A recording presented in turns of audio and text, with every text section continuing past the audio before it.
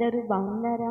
మీ కొరకు ప్రత్యేక ప్రార్థనలు చేయబడుతున్నాయి. గర్భఫల విషయంలో, అనారోగ్య విషయంలో, అప్పుల విషయంలో, కుటుంబ సమాధాన విషయంలో, వ్యసనాల పాలైంటే విడుదల పొందుకునే విషయంలో ప్రతి ఒక్కరి గురించి ప్రత్యేక ప్రార్థనలు చేయబడుతున్నాయండి. ఈ దీని వాగ్దానం చూద్దాం.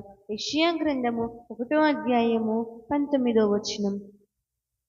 మీరు సమ్మతించి నా మాట వినిన ఎడల మీరు భూమి యొక్క మంచి పదార్థములను అనుభవింతురు. ఇది వాగ్దానం ప్రతి ఒక్క బిడ్డ పట్ల నెరవేర్చబడును గాక. ఆమేన్. ఈ రోజున ఆయన మాట వినేదానిలాగా ఉంటున్నావా? దేవుడి మాటకి లోబడగలుగుతున్నావా?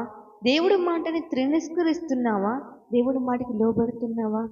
ఈ రోజున నువ్వు దేవుని మాటకు లోబడినట్లయితే భూమి యొక్క మంచి పదార్థం నువ్వు అనుభవిస్తావంట.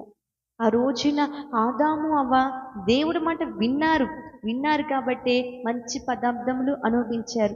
కానీ ఒక్కొక్క టైంలో దేవుడి మాటను కూడా వాళ్ళు విసర్జించారు. దేవుడి మాటను కూడా విననొల్లలేను. అందుకని ఏదైనా తోట నుంచి బయటికి వెలివేయబడ్డారు. ఈ రోజున నువ్వు ఎవరి మాట వినగలుగుతున్నావు? దేవుడి మాట వింటే భూమి యొక్క మంచి పదార్థాలు అనుభవిస్తావు. పదార్థములే కాదండి, దేవుడికి ఆశీర్వాదం కూడా నువ్వు అనుభవిస్తావు. ఆయన నిన్ను ఆశీర్వదించాలనుకుంటున్నాడు. గొప్పగా నిన్ను నిలబెడదాం అనుకుంటున్నాడు. ముందు ఆయన మాట వినేవారిలాగా మనము ఉండగలగాలి. దేవుడి మాటని ఎప్పుడు మనము విసర్జించుకోడు. ఆయన మన మంచికే మనతో మాట్లాడతాడు. మనకి ఒక మంచి చేయాలి, మనల్ని ఆశీర్వదిద్దామని, మన యొక్క భూమి మీద ఉన్న మంచి పదార్థం అనుభవించాలని దేవుడు మనతో మాట్లాడతాడు. కానీ ఈ రోజున నువ్వు ఆయన మాట వినేలాగా ఉండగలగాలి.